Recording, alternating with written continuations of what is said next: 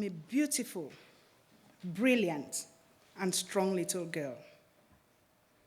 At 11, I am already in secondary school. I grew up in a small plantation community in Cameroon where violence against women is a daily occurrence. They live their lives never finding their voices in a culture that expects their silence. Women and girls suffer from harmful practices that leaves them powerless and unhealthy.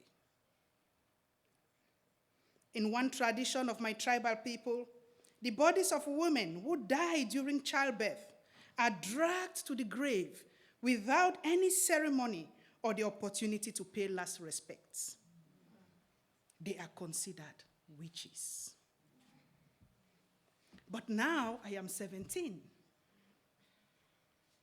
pregnant and confused.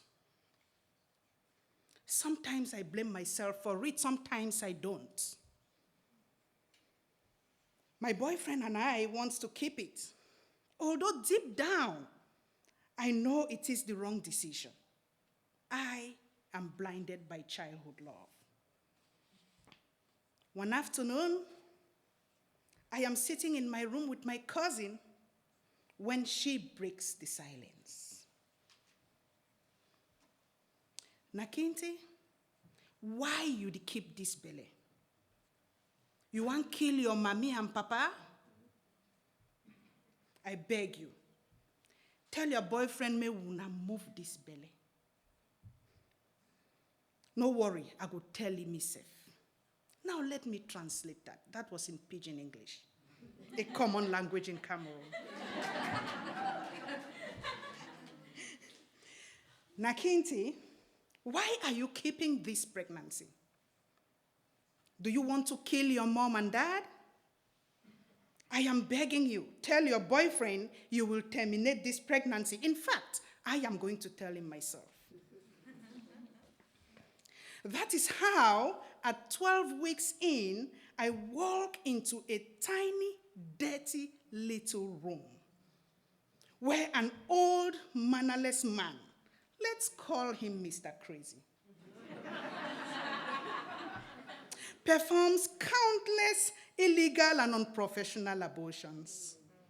In my community, I love saying he is a professional in unprofessional abortions.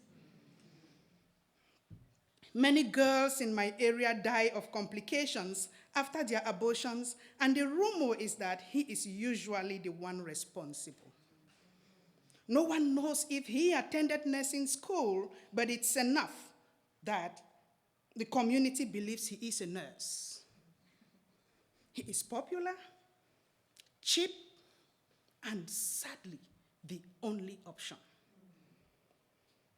I have no other choice available to me at the time.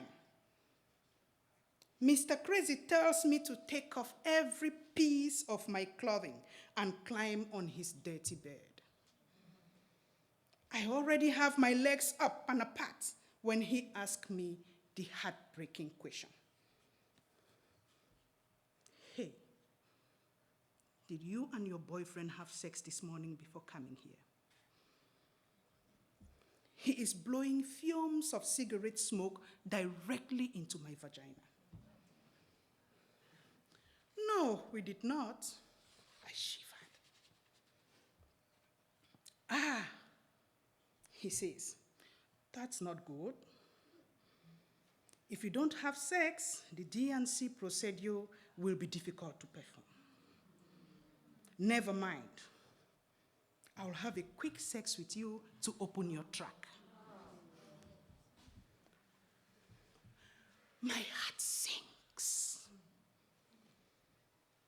I was raped at 14 by a man we call uncle, a close friend to our family. I greeted him one day walking to school, and he asked me to follow him to his apartment to collect a letter for my father. When I got there, the worst happened. Now I am begging my abortion provider not to do the same. Please don't do it. Permit me go and have sex with my boyfriend before coming back. I cried. He is disappointed, but promises to let the sex go. He still pushes his unwashed cigarette fingers into me, and over my body, I am shaking and crying, but silently so. When the D&C procedure begins, I do not receive any form of anesthesia. I feel every violent, sharp pain for more than 30 minutes, but I bear it. 2 weeks after the procedure, I start to perceive a foul smell coming out of my private parts. Everywhere I go, it follows me like I am carrying a rotten rat in my pants. My boyfriend pretends not to smell anything. Of course he does. I could see it from his face. Whether he doesn't want to scare me or he doesn't have money to take me back to this clinic, I do not know. I am studying one night when I begin having excruciating abdominal pains that extends to my lower back. Later in life, I would come to realize those were actually labor pains. I begin to hemorrhage, liquid blood and clots everywhere, soaking the bed, soaking my body.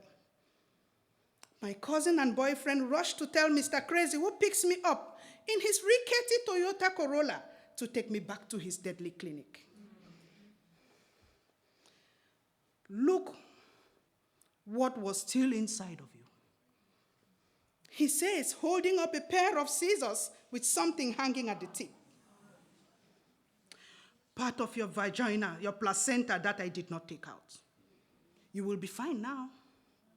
Rest for about 30 minutes, and you can go. As I grow older, I make a promise to myself that I will fight for women with all I have.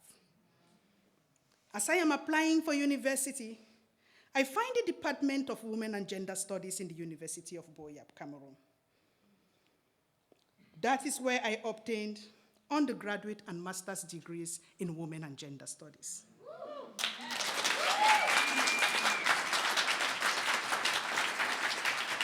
Thank you. I am equipping myself educationally, but I lack practical knowledge to become an activist. So I became a member of an online women's storytelling platform called World Pulse, and in 2013, I applied for their signature program, Voices of Our Future. There, I learned about the advocacy work that my fellow trainees are doing to empower women and girls. In November of 2013, I found my own nonprofit organization called Rescue Women Cameroon.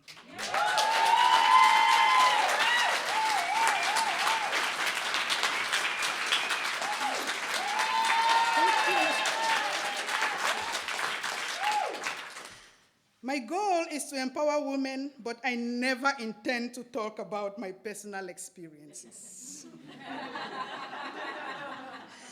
But as the leader of the organization, though, I understand that I cannot continue to watch women and girls being raped without sharing my story. In 2018, I picked up courage and posted the story of my rape on Facebook.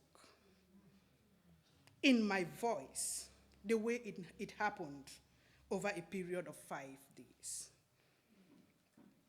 On day 5, I called the name of my rapist, a man we considered family, but not family.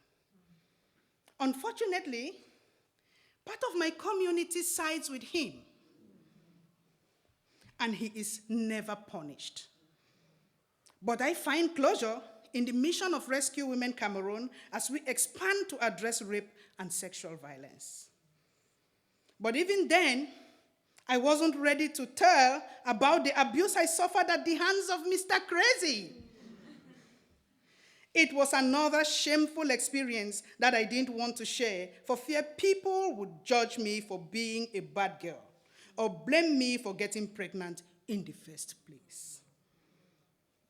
But when I find TMI Project and the application for Stories for Choice online, I realize it's time to break free from a past that has been haunting me for over 2 decades.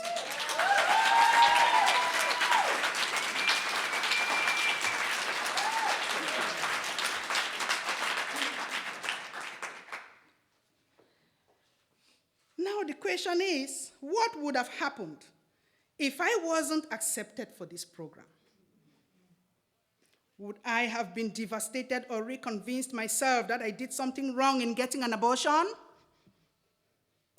Or that I would somehow be responsible for the abuse?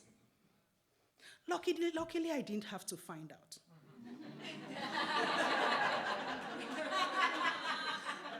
Trust me, TMI Project has birthed a new journey of advocacy for me to expand and start implementing projects on reproductive justice in my country.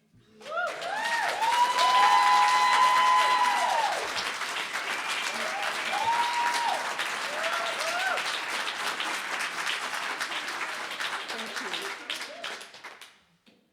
And now, as Antonia, Ashley, Charlene, Erin, Frida, Katie, Maura, Shannon, Sophia, Victoria, and I can tell you, when we hide our stories because we fear stigma, labeling, abuse, alienation, we pay an even bigger price. But when we share them in our words, on our own terms, there is no stopping us.